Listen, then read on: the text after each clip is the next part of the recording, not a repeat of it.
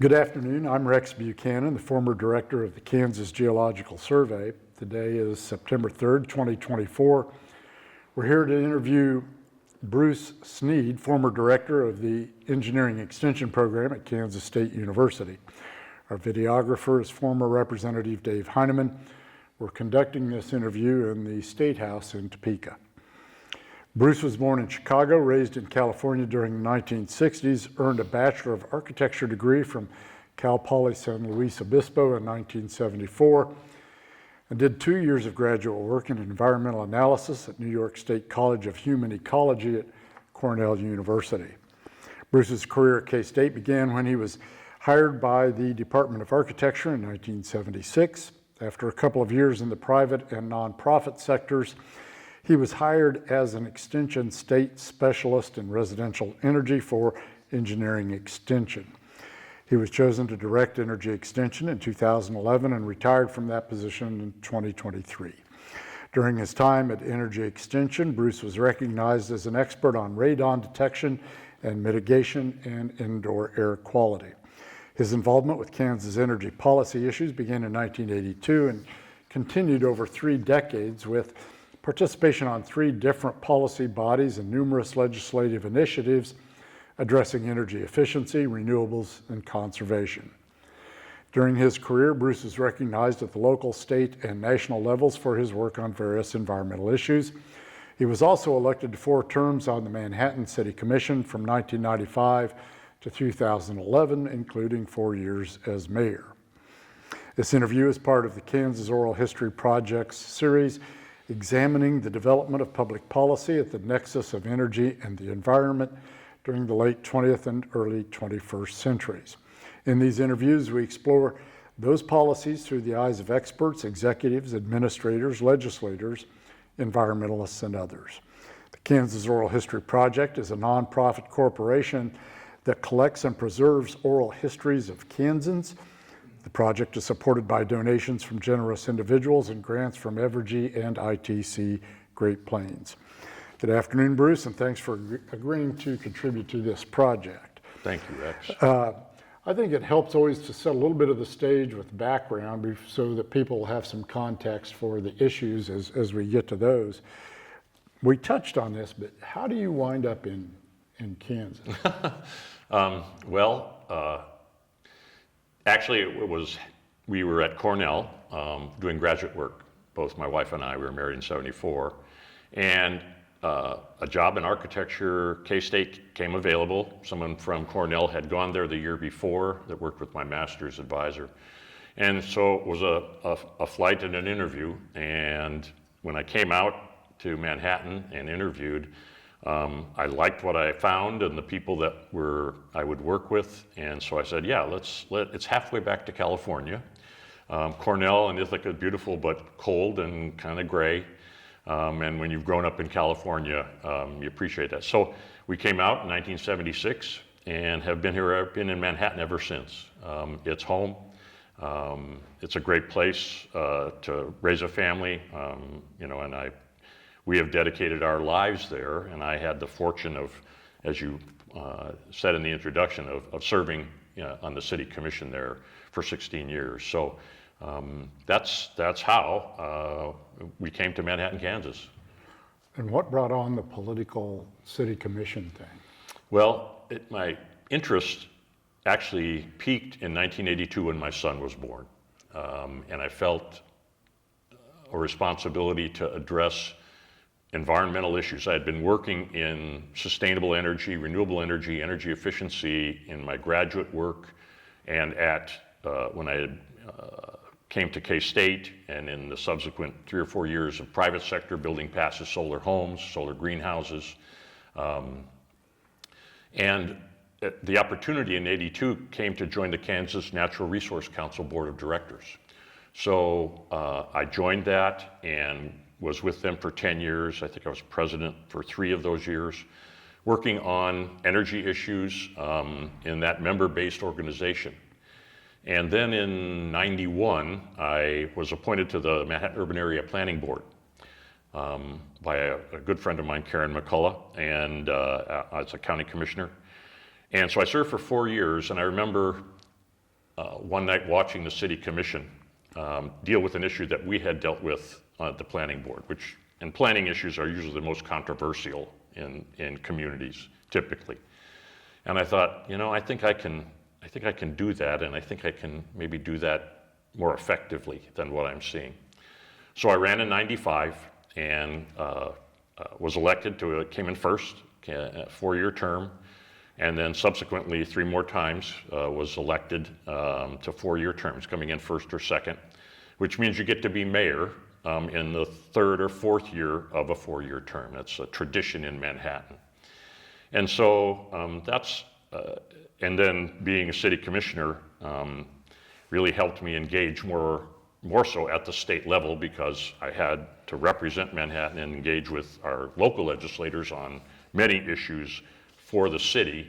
And it was also an opportunity to bring up my own career and experience and passion with energy, and raise energy issues in the context of municipal work and municipal governance.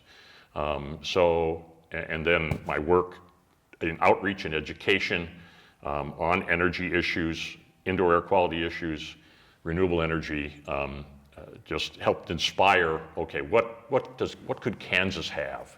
I mean, what does it have? It has fantastic renewable resources, right? Just immense renewable resources. But I saw such a terrific focus on petroleum and gas and oil, and how it dominated the policy discussions and the legislation, and amazing. It's obviously an incredibly significant fiscal part of the state, and an economic part of the state. But I just, looking to the future, renewables and energy efficiency and conservation to build that. And so I got engaged however I could. It's interesting, and to back up real quickly, KNRC was real involved with a lot of energy-related issues at about the time period that you're talking about, as I recall. Nuclear energy was a big issue then, and so it was a good vehicle to try and have impact on state energy policy. And I think it did. It was very active at that time. I don't think it is so much today. But at that time, it was very engaged, even like radioactive waste disposal issues and a variety of environmental issues, probably kind of peaked out in terms of environmental impact of citizen groups on the legislature in that time period. It was significant for about, I felt, 10 plus years. After that, things, there were some director issues that came up, and it wasn't well sustained. And a member organization has, you've got to sustain the organization if you want to have the capacity to accomplish work and accomplish your goals. What provoked, clearly you've had a lifelong interest in energy issues. Where did that come from? It came from my background in architecture and understanding how buildings work and function, and that you can integrate renewable energy design into buildings. And you want to design an efficient structure so that you can optimize the renewable energy. So that was the reason why. It was primarily from a buildings orientation, design of buildings, renovation of buildings, weatherization. I taught the very first blower door workshop for the Kansas weatherization program in my work in engineering extension, which is how tight are your buildings, quantifying how tight they are and how you can make them more energy efficient by air sealing work. So energy is the thread but architecture and buildings and how buildings work and can be more efficient in addition to doing all the things they have to do. That was my inspiration. So tell me a little bit about energy extension at K-State, because I've never been exactly sure what it is, how it fits in with other extension. Tell me about it. Well, it was formed, I joined in 1982, the same summer my son was born, and as an energy extension, residential energy specialist. It started a couple of years earlier with Carter presidency budget funding, was the Kansas Industrial Extension Service, but with more of a focus on energy issues that were of concern, significant concern at that time. And it's funded through the Department of Energy. And if I characterize engineering extension, it's educational entrepreneurs. At that time, it wasn't grant and contract funded. It had some state funding. It had some federal funding through extension, through the College of Engineering. Engineering extension now is 100% grant and contract funded. There is no tenure. There's no permanency. It's year-to-year contracts based on the ability of those folks to bring in contracts with EPA, DOE, Departments of Health and Environment, private industry. And so I found it was really a great place for me in an academic setting because I didn't have to deal with a lot of the academic stuff of classroom teaching and consulting or advising and all that. Right. You know, I was dealing with people who had problems, the classic extension work. People, all right, I'm building a new house. How should I heat and cool it? How much insulation should I have? What windows should I use? How should I lay it out so that it takes advantage of the sun? Helping people with those kinds of questions over the years was something that I found myself very interested in, willing to do, and capable of delivering in terms of training and outreach and education. So is it not part of Ag Extension at K-State? Is it a separate animal out of the engineering school? It is a separate entity in the College of Engineering. And it has certainly good working relationships with the extension network, the counties and other states and other specialists and so on. But it has no funding from cooperative extension. It has no funding from the College of Engineering. We pay for it. They pay for.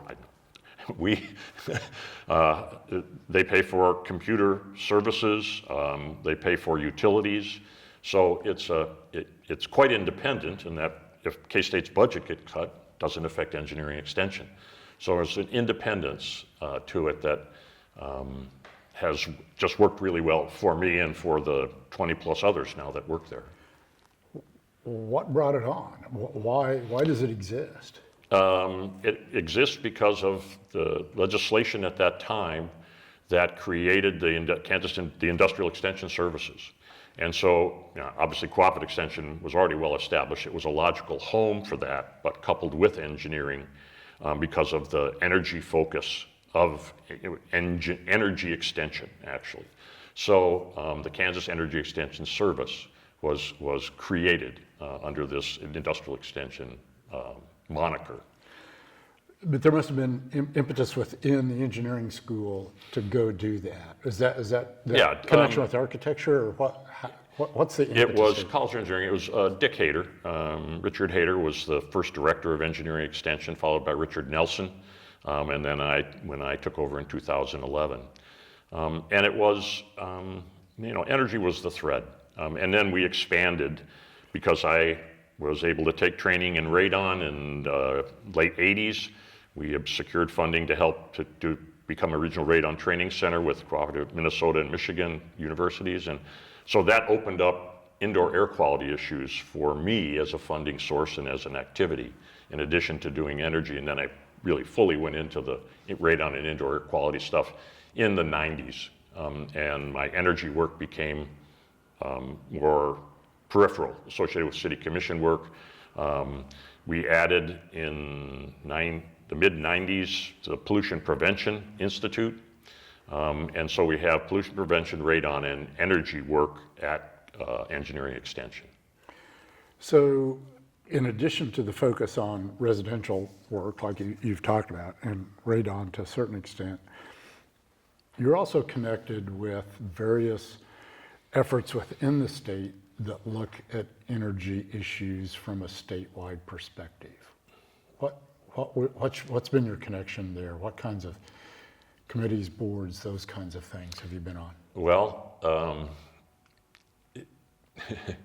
the KNRC, Kansas Natural Resource Council, was the lead-in, and then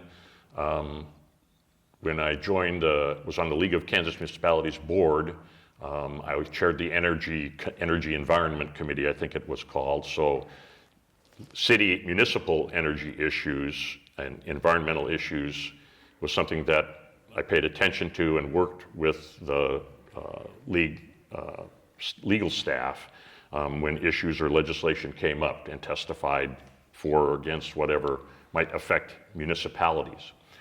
And then as I learned and saw the nature of the utility structure in the state, with the regulated big utilities, the municipal utilities, and then the co-ops, I learned much more about the challenge of energy policy, where you have the primary deliverers of energy, gas, electricity, as diverse as that.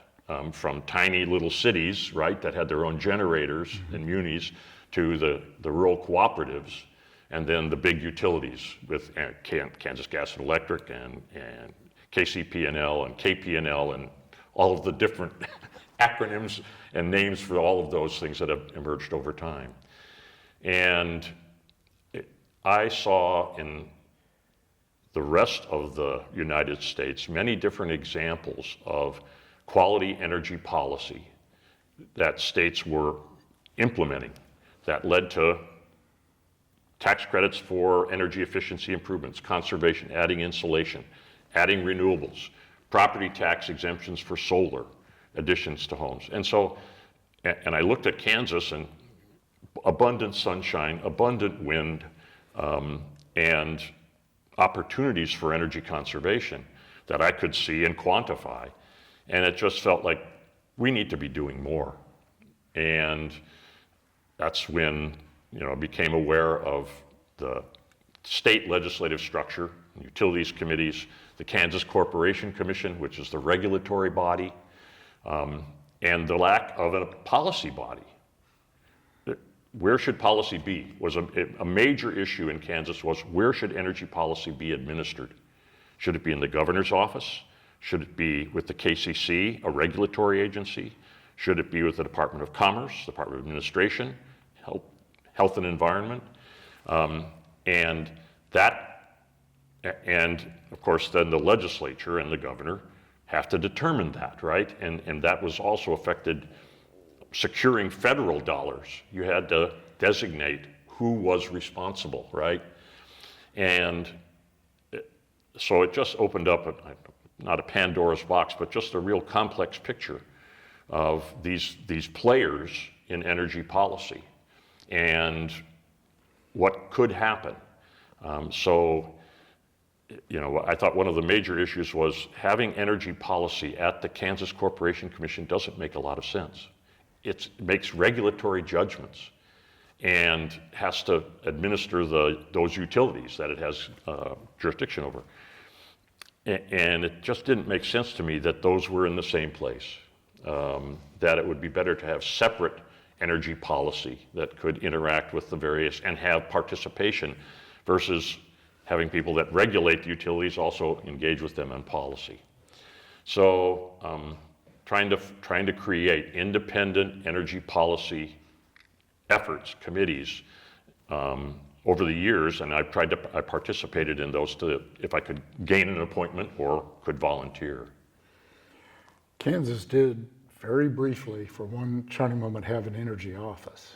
Right, yes. A good friend, Joe King, no longer with us, headed the Kansas Energy Office. I worked with Joe on numerous projects over the years. We wrote joint position papers on energy policy. Joe characterized energy policy in Kansas as extract and combust. Okay, I give him credit for that, but it was accurate. All we're going to do is just keep sucking it out and burning it up and adding that to the atmosphere.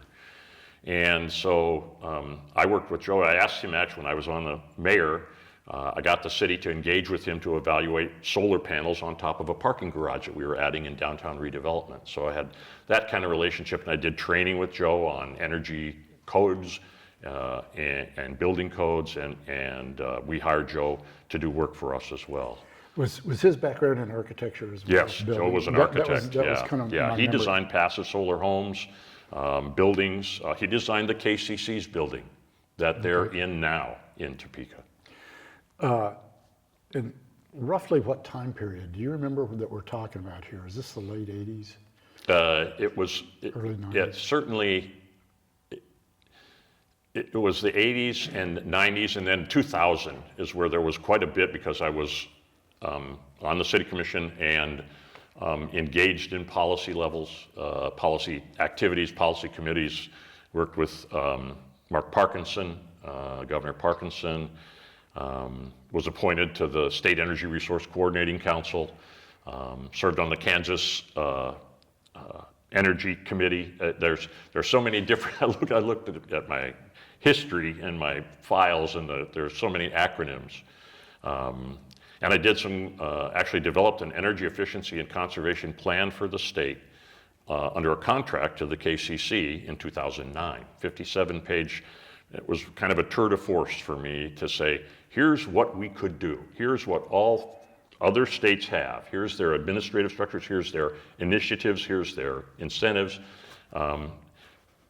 These are all and proven performance, right? Let's try and find a way to implement these kinds of things. But I have to say that probably in the late 90s and early thousands, the biggest obstacle to getting anything done in this area was the utilities, the major utilities. I had a presentation in about 2004, I think, to the three people that headed KP&L at the time. And I prepared a presentation about energy efficiency as a resource, what it could be for a utility, a regulated utility, with examples and so on. And it's like there's a brick wall here.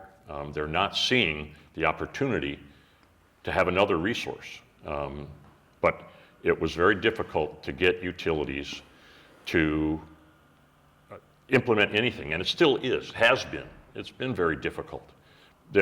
Kansas, in ratings by independent associations, and I'm blanking on the acronym, but we're always ranked in the bottom 5 out of 50 states in terms of energy policy that addresses efficiency, conservation, or renewables. Now, things have changed over the last 10 years, certainly with wind and solar, but wind most obviously.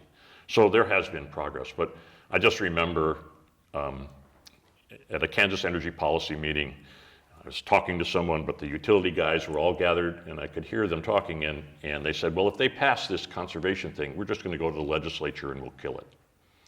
That captured for me the challenge of getting statewide energy policy. The utilities and their lobbyists had the ability to control legislation. But utilities are a big deal in every state. Yes. By definition, almost. Why are they able to do that here as opposed to other places? Politics, persistence, lack of vision, and different commitment to their fiscal model, right? How do you make money? You sell more energy, right? Selling less energy and helping people use less energy?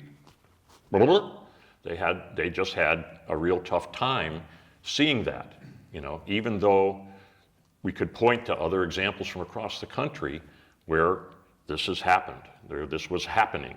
And so it was a very difficult environment because they were an obstacle. Yeah, they're in the business of selling people electricity or other forms of energy, mainly electricity. So you waltzing in and saying sell less wouldn't compute. Yeah. But it also relates to what is going on in about the same time period, which is if you sell more electricity, you've got to make more generation. Mm-hmm. And one of the solutions to needing more generation is don't use as much. You don't hear much of that conversation in this state. Yeah. I mean, that's, the coal-fired power plant at Holcomb, right? As I was reviewing my files for this, I found a letter from Mark Parkinson where he approved that. He had found a way to approve that. And it's kind of triggered, well, what happened to that? Well, I think it actually never got built. No. Right? Yeah, never got built. So, things can happen that are good. And we're on a much better path now with wind and the commitment to wind. But transmission issues were a big thing. How are we going to get wind distributed centralized service, right? So you get it delivered to where it needs to be. So you have to have transmission lines. And I remember Carl Holmes and talking to him about transmission, the challenges of transmission, and the committees that he led and work that he did about trying to address transmission issues. So, you know, those were bigger picture problems that affected the renewables. You know, getting the utilities to have fair rates for people who added solar or added wind, right? And those were, again, regulatory challenges. Utilities bring up proposals, the KCC has to look at that, and CURB. You certainly had CURB as another important actor in the energy policy arena because they were a brake on what the utilities tried to accomplish with their rate cases and policies. Let's go back to this energy office idea here for a little bit, because a lot of states do have energy offices. Kansas did for a few years, not very long. It did establish various committees that would come in and out of existence, but none of those committees, I think, were ever viewed as being a permanent part of state government. They were going to do what they did and go away. There was no central, permanent part of state government that focused on this issue. Yeah. Why? I don't know that I have a good answer to that. Just some of it would be hesitancy to add an additional office or entity to government, right? Now, why would we add an entity if people want to pull back, they want to put it somewhere, right? So where does energy fit? Well, to me, having it in the governor's office made a lot of sense, right? A secretary of energy or you know, someone that made a lot of sense because it gave it higher importance, but it, you know, and part of it was driven by where funding for it came from, right? And if the state energy program funding from the Department of Energy is the primary funding source, there are certain requirements that go with that funding. You have to have a designated entity. I mean, it's the KCC now, but yeah, it just was an unwillingness to implement a new administrative structure or revive the Kansas Energy Office structure in as a governor's appointee.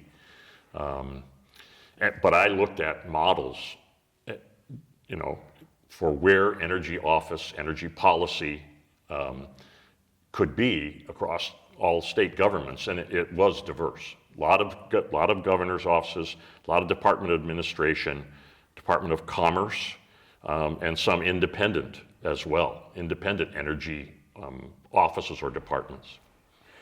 My memory is when that office existed and Joe was director, it was a gubernatorial office, as I recall.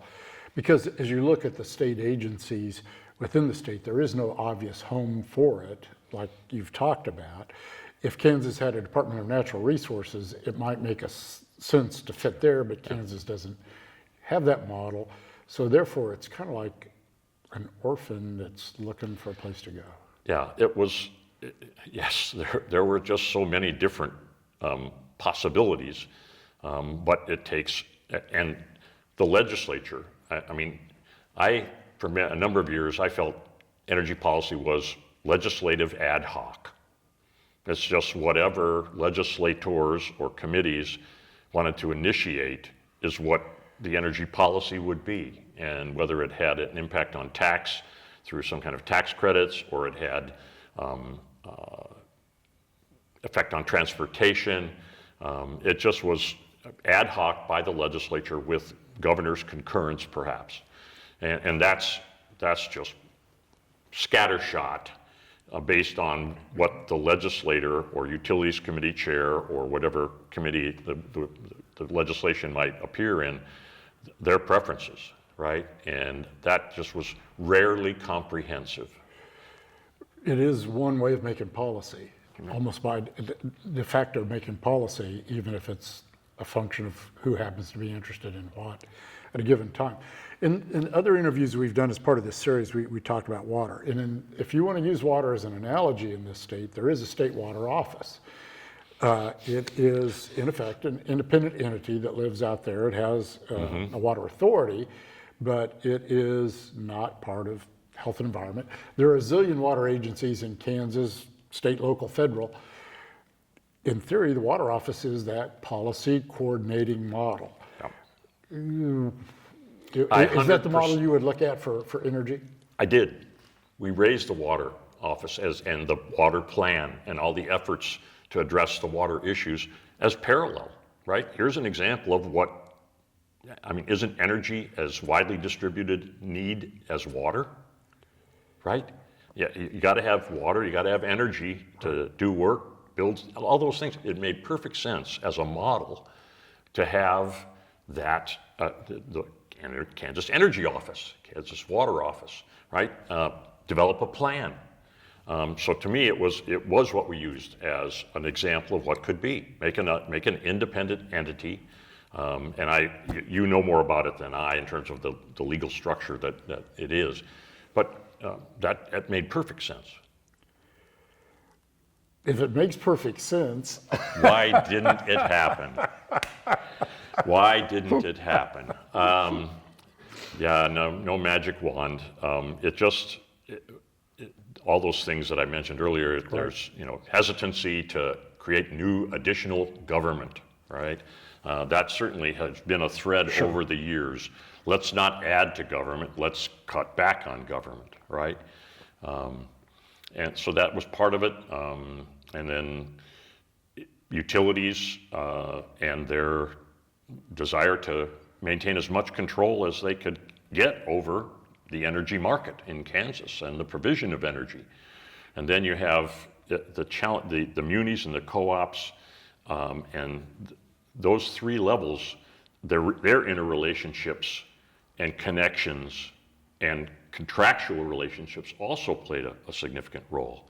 And the specifics are not coming back to me very well, but if the munis decided to invest in renewables and get less from the large regulated utilities, they could end up paying more.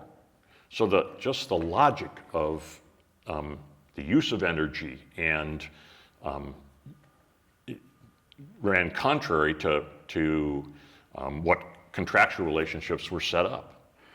You mentioned the utilities, but my guess is the fossil fuel industry in the state was probably not thrilled about the idea of an energy office anyway, either, because they would ask the question, what's in it for me? Yeah. And I'm not sure what the answer would be. Yeah, well, there was I remember one of the energy conferences, and the first day was, petroleum-based, gas and oil. Right. And it was like, it got to the end of the day, and I stood up and said, I just want everybody to recognize that we have a second day tomorrow where we're going to talk about efficiency, conservation, renewables, wind, solar, and the role that they could play. But it was like the gas and utility, gang had done everything they needed to do, and it was kind of done. It's like, no, we got more to do. So it was daunting, but I just felt we have to persist because and the public, based on the surveys and reviews and information, the public believes in renewables. That they intuitively understand sun and the energy source that's there and wind, and with help can be, they can tap them. But it was just very difficult at the time to overcome the obstacles that were based on the players and what their intents and goals were. And so by default, when there's federal money for energy conservation programs, weatherization, whatever, it's tended to flow within the state to the KCC, right? Yeah. How has that model worked? Well, there's been some success, certainly. The KCC has had a longstanding facilities conservation improvement program, which provides fiscal support for school districts, counties, cities, hospitals, others to make energy efficiency and conservation improvements in their buildings to make them more efficient, to reduce the budget costs for energy. And that program has been very successful. It's been long-standing. And the Energy Engineering Extension energy program provides technical evaluation of those proposals, which is great.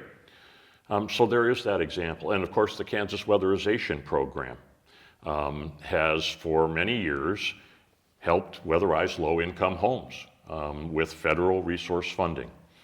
And that, I remember one year working with Tom Hawk, we tried to get the state to provide an additional $300,000 to the Kansas Weatherization Program of state funding, right? Because it would increase the number, and the question was, could the weatherization program handle that? Right. They couldn't handle 3 million.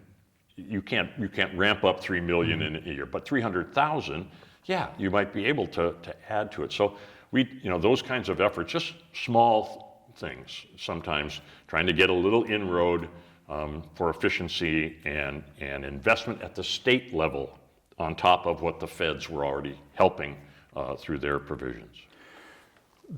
And I know, well, maybe I do mean to keep harping on this energy office idea, but one role that office could have served would be when there are policy questions, it could have served as sort of a dispassionate source of information. Right.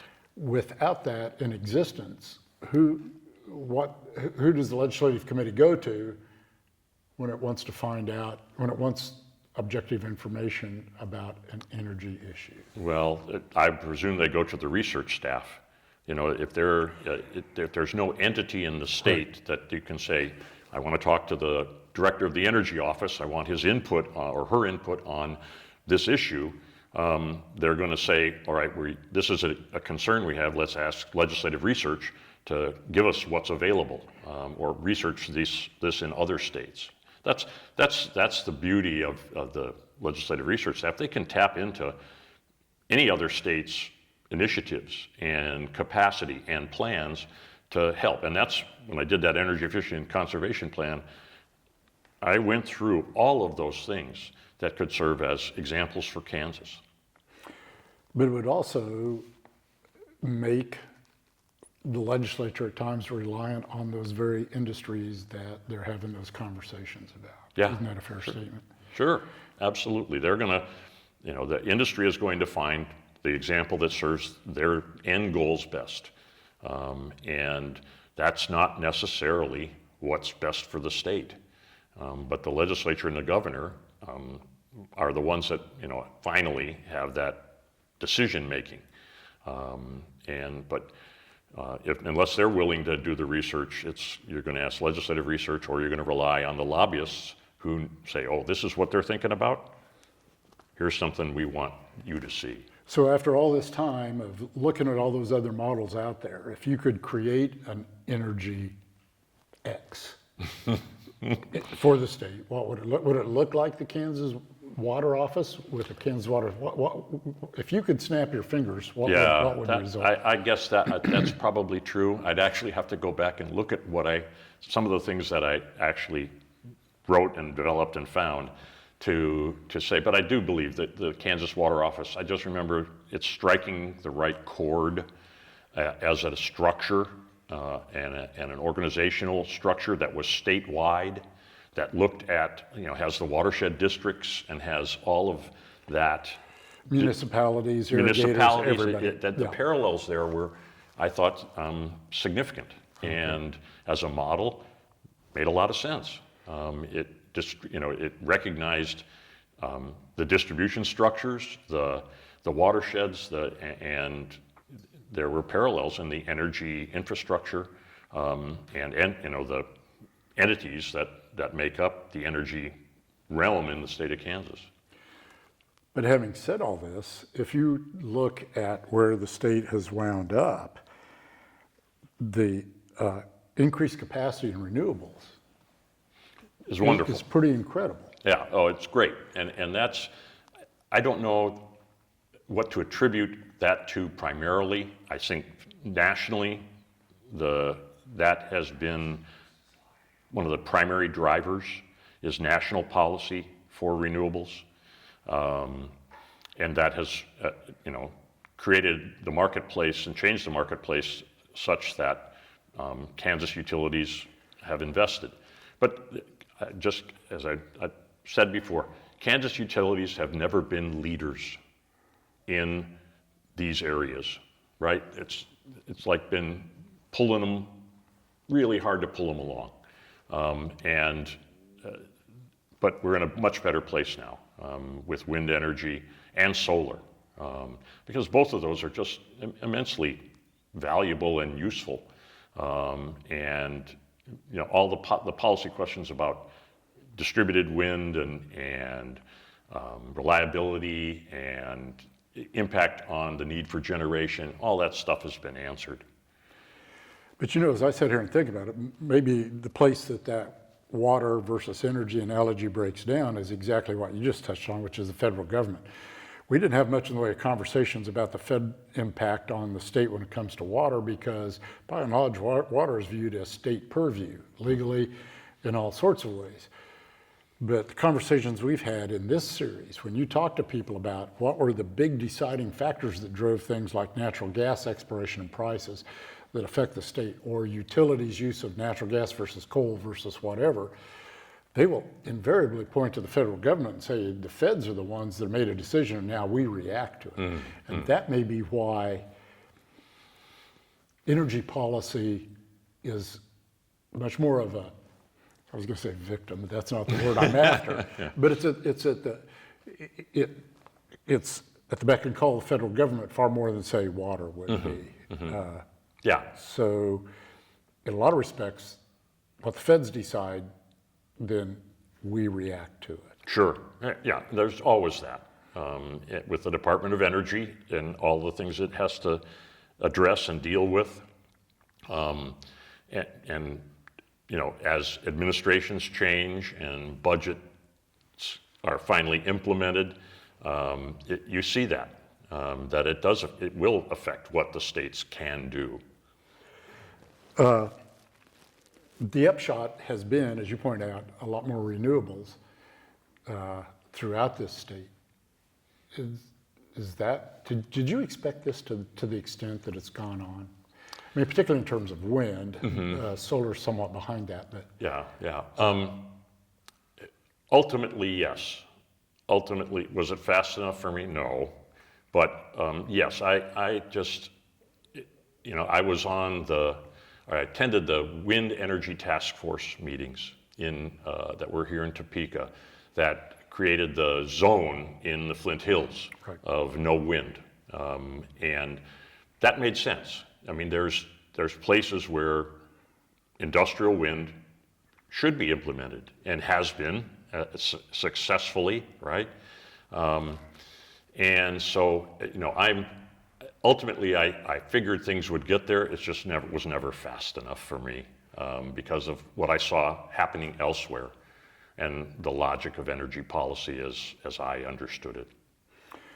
But it certainly happened in a lot of respects. It's a function of individuals. Like you mentioned Carl Holmes, in a conversation we had with him, it was clear Carl cared deeply about transmission issues and making sure that energy that was being produced could get out to the places it needed to go. The moratorium you're talking about was driven by and large by Kathleen Sebelius' administration that was looking at. So in some respects, I keep trying to get away from this Kansas Energy Office conversation, but those kinds of developments depend directly on individuals. Yeah.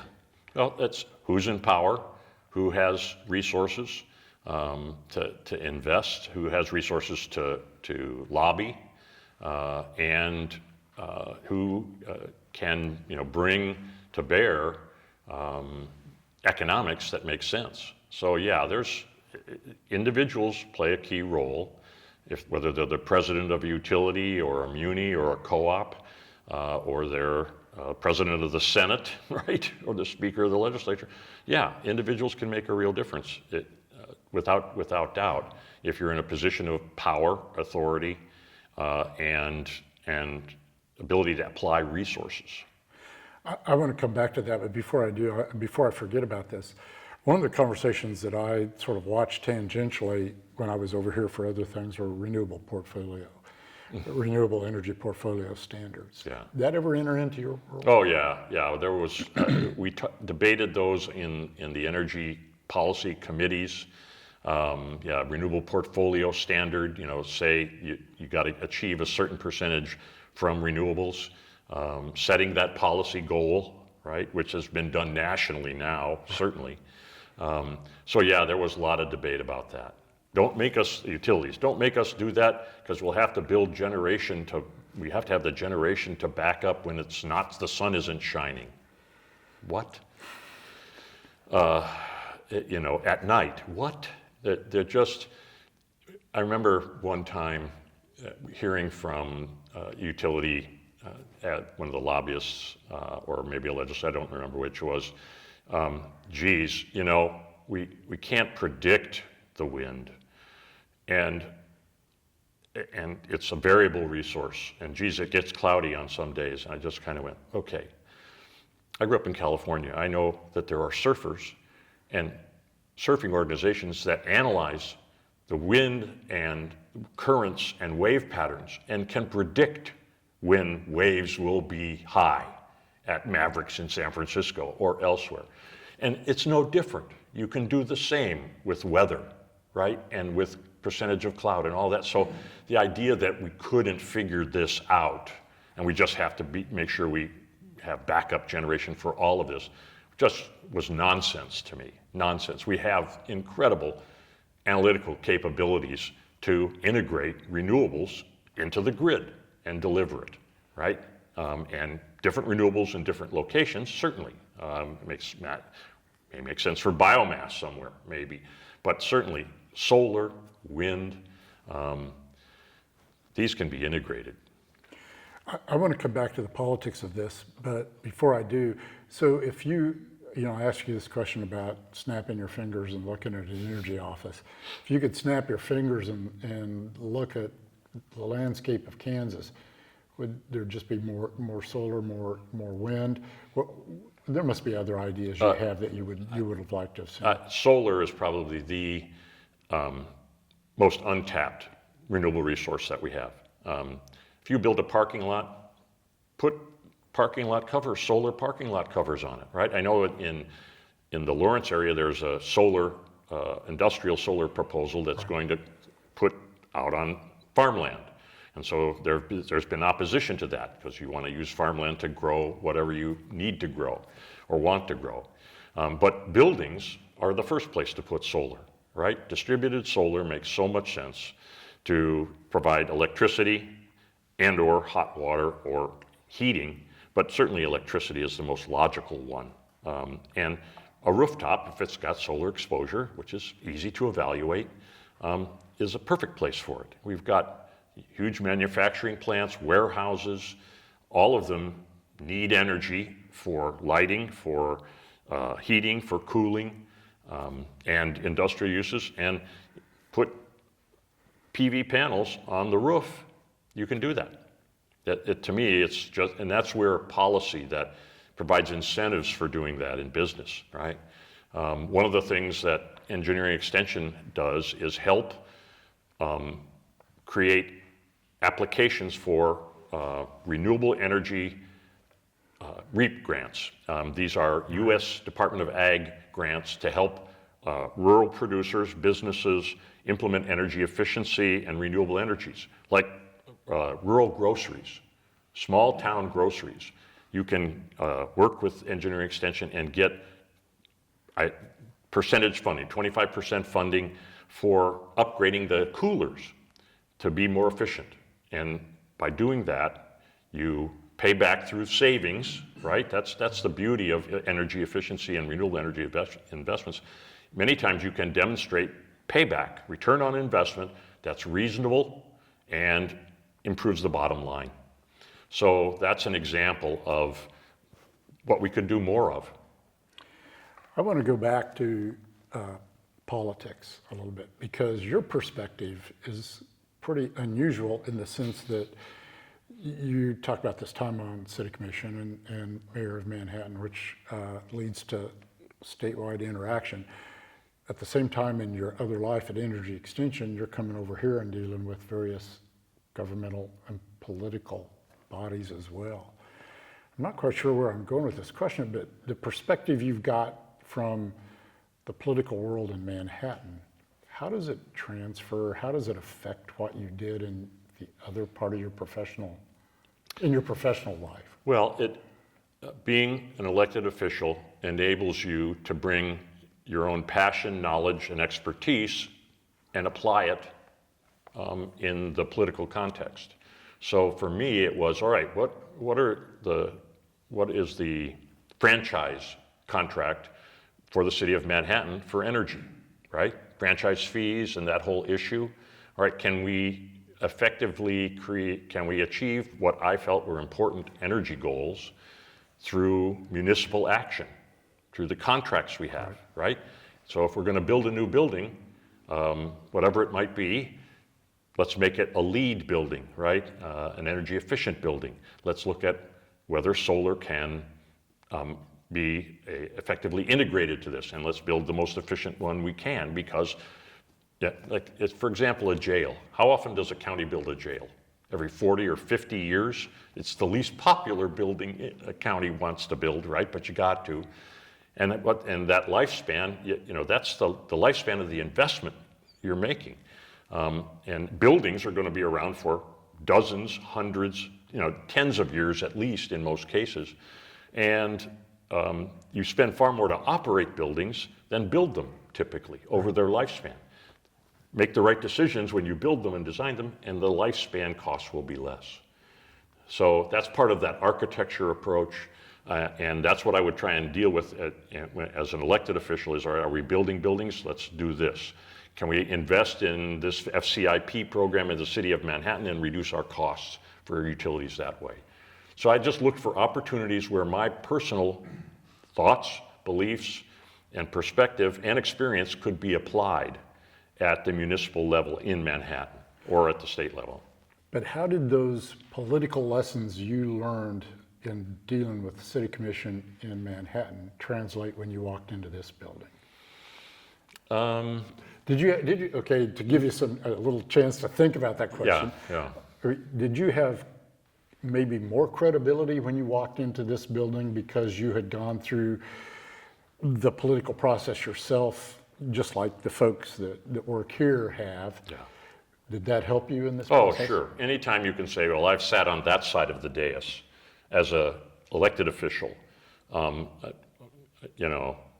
dealing with all manner of municipal governance decisions, right? Everything from what kind of gravel are we going to use on the ball fields, what kind of fence are we going to put around the cemetery, to are we going to invest $50 million in star bonds to do downtown redevelopment.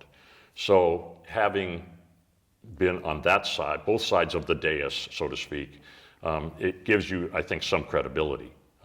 And yeah, if you can say, I'm mayor of a community of 55,000 people, there is a sense of, okay, this person has had responsibility and may be worth listening to. How did the politics differ, though, from out there to in here? Oh, well, city, nonpartisan, state, partisan. That's the big difference. Manhattan was nonpartisan elections held in April, the whole time I was on the city commission. And that was the beauty of it. It's nonpartisan. It's not like I'm a Democrat or Republican or an independent, and that's where it guides my thinking. I represent 55,000 people elected at large. So what's in the best interest of my community over the long term should be my guiding principles. When you come over here and enter through the doors, two sides, right? There's Democrat and Republican. And what party are partisan issues and the interpersonal activities of Republicans and Democrats together and against one another. And working through that partisan structure was the challenge, right? More so than I'm working with 3-4 other equals who have come from the same orientation, nonpartisan, what's in the best interest of our community, to what's in the best interest of me keeping power here, or having authority or accomplishing my goals as an individual as part of a party.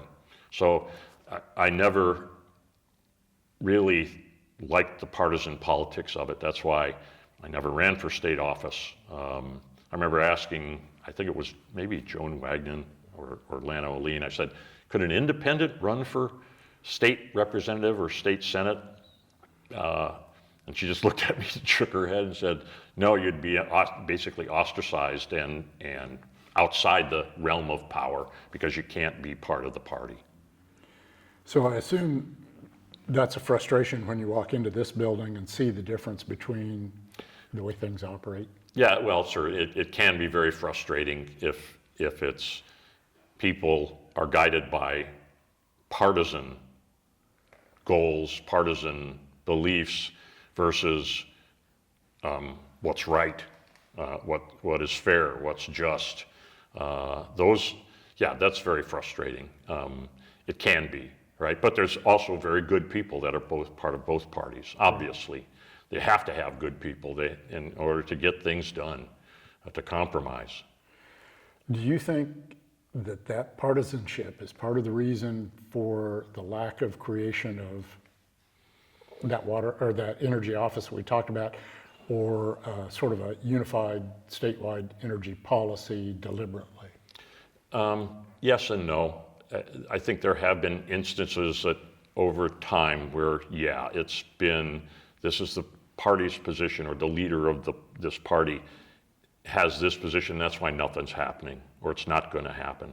And then there's been times where things have happened, where Governor Sebelius, Governor Parkinson took initiatives and did things to advance energy policy. So the lack of that kind of institutional infrastructure, I mean, it exists in a lot of other states that are just as partisan as Kansas is. So by definition, that doesn't mean that they're going to fail because of partisanship. No. It's just, can it be a factor at certain points in time? Sure. But it doesn't mean it's not possible just because things are partisan. Clearly not.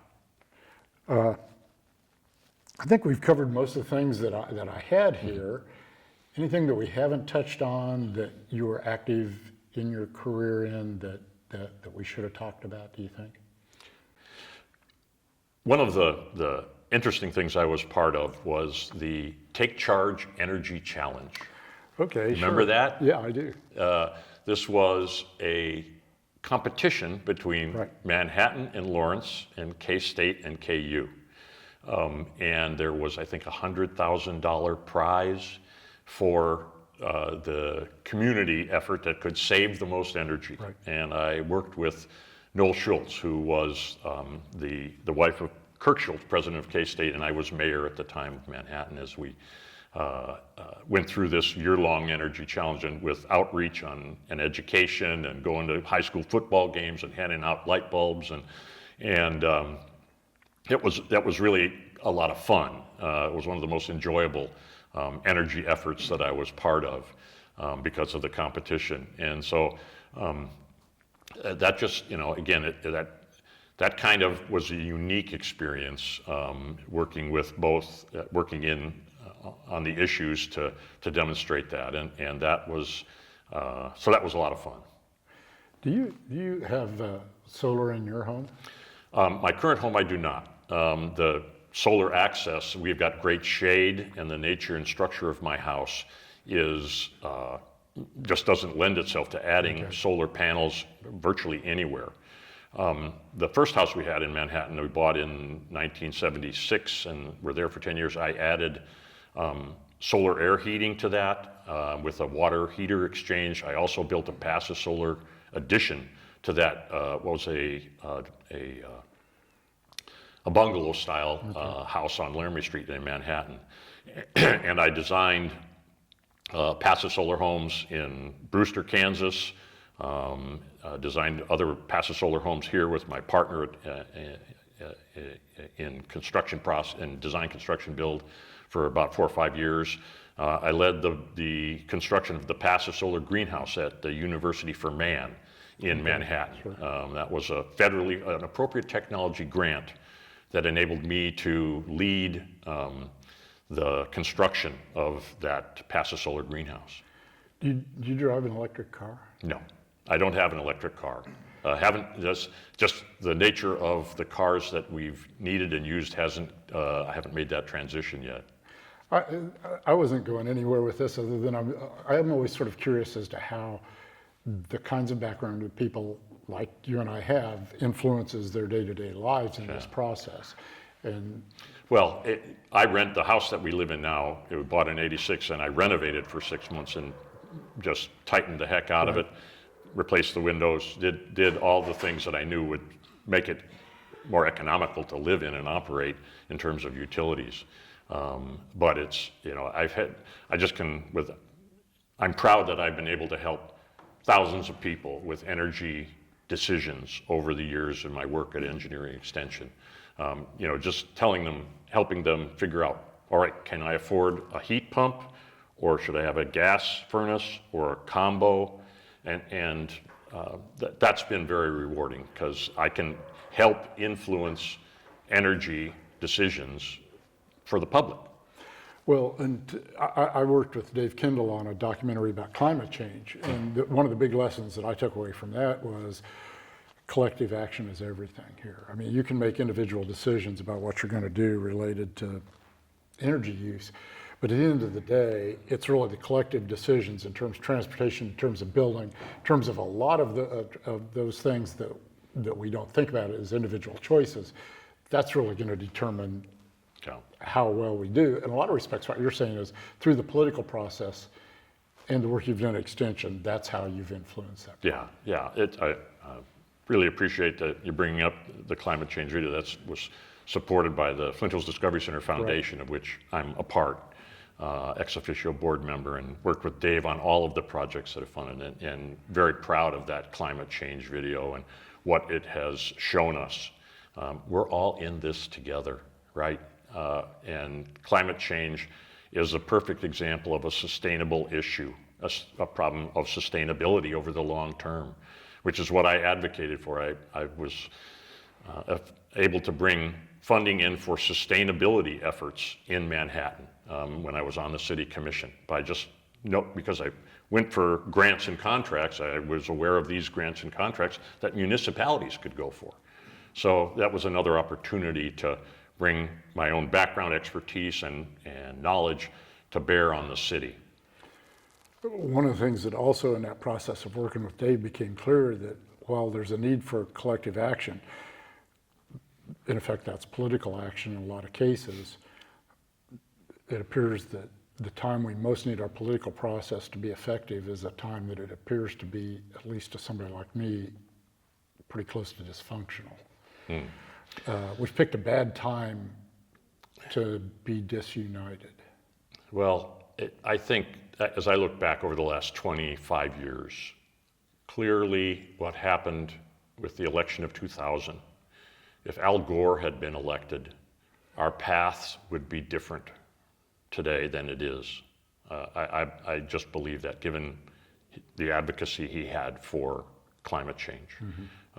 And so that was a pivot point nationally, for sure.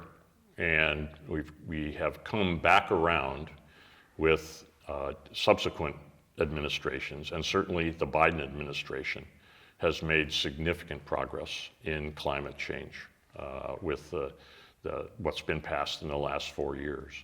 And that's, we'll see what happens, but national leadership makes a big difference. And when you can invest federal dollars in climate change, effective policies and projects, it just makes a huge difference. I think that's the first time Al Gore's name has come up in these conversations we've had, but it really is a good example of that elections have consequences thing. Because in an area like this that is so much federally derived, who's in charge of the federal government? Yeah. Oh yeah. Is it makes really critical. Yeah, absolutely. Absolutely. In terms of energy, there's no question about that. It's just, federal level leadership for a national, a global problem is just fundamental. Well, we're about to find out how much longer this will continue. And You within bet. Within a couple of more months, we'll have a clearer answer to whether that process continues or maybe doesn't. I appreciate the chance to have a conversation about these issues because particularly the energy office question has been one that's been kicked around these halls for a long, long, long time. And sometimes not to decide is to decide, as a friend of mine used to say, and that in some respects is what we've done here. Yeah, there's a lack of action, and I hope I haven't presented a negative feeling. It's just trying to be realistic as I look back over the decades that I've been involved and what has happened. But you know, the wheels of progress move forward, and Kansas is better now than it was when I started working on this stuff in '82. So I believe that, but I believe we can always do more. There's always an opportunity to improve. And if we can make decisions with long-term best interests, sustainability in mind, that's what we want to try and do. Well, I appreciate your perspective, Bruce, because again, the combination of politics and energy background you bring to bear here are pretty singular. And so, Well, thanks for being I willing feel to do this. fortunate to have been had the opportunities I've had because of where I'm at work, where I worked, and where I was elected. It gave me just a wonderful opportunity to try and make a difference, and in both realms. You blurred some lines in this process, which is all to the good, right? Yeah, absolutely. Being part of decision making for a community is one of the best things I ever did. Running for office and getting good people to run for office is really important to people who are willing to be in meetings that last forever, but are willing to make those tough decisions and choices for their community or their entity, whatever it is. Well, I think you just provided an advertisement for why people should do the kinds of things we've been talking about throughout this series. So appreciate the chance to visit with you today, and I appreciate you coming over here and sharing some of your insights. So, Great. Thank you, Rex. It's been my pleasure. thank you.